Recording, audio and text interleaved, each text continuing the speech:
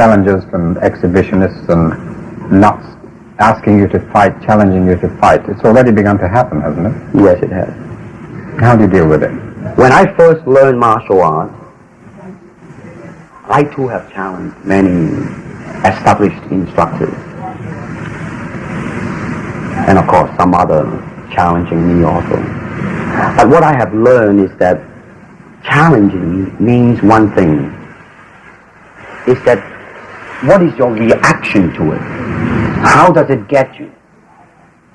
Now, if you are secure within yourself, you treat it very, very, very lightly, because you ask yourself now, am I really afraid of that man? Or is that man, do I have any doubt within me that he's going to get me?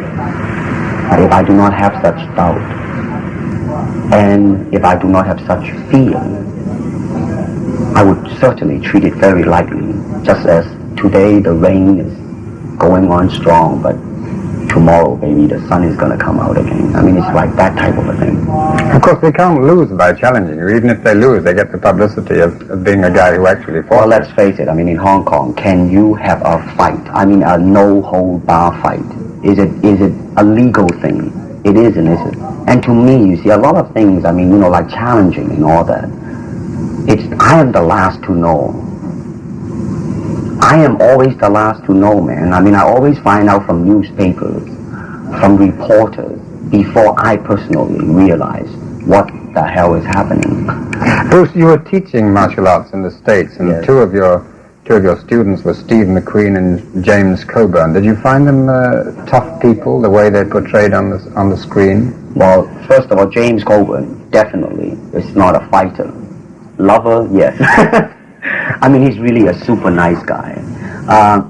I mean, not only that, he's a very peaceful man. He learned martial art because he finds that it is a very, very, it is like a mirror to reflect himself. You know what I mean? I mean, like, I personally believe that all type of knowledge, I don't care what it is, ultimately means self-knowledge. And that's what he is after. Now, Steve is very uptight. Steve is very high-strung, you know. Now, Steve, he can be a very good martial artist. But I hope that martial art would cool him down a little bit.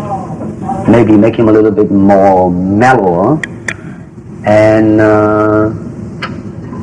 be more peaceful, like Jim. Did it achieve that, his time with you? Did you feel that perhaps he learned something from you? No, definitely not yet. First, because of shooting schedule and all that, I mean, he cannot have it on a regular basis. And secondly, he is still on the level right now of enjoying it as an excitement, like his motorcycle and his sports car, you know.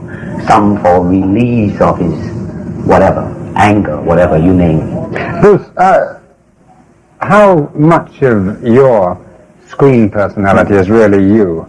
I mean, you teach martial arts, so you're obviously very good at it. But of course, teachers are not always the best exponents or practitioners. Right. Are you able to take care of yourself, would you say? I will answer this, first of all, with a joke, if you don't mind. Oftentimes people come up and say, hey Bruce, are you really that good?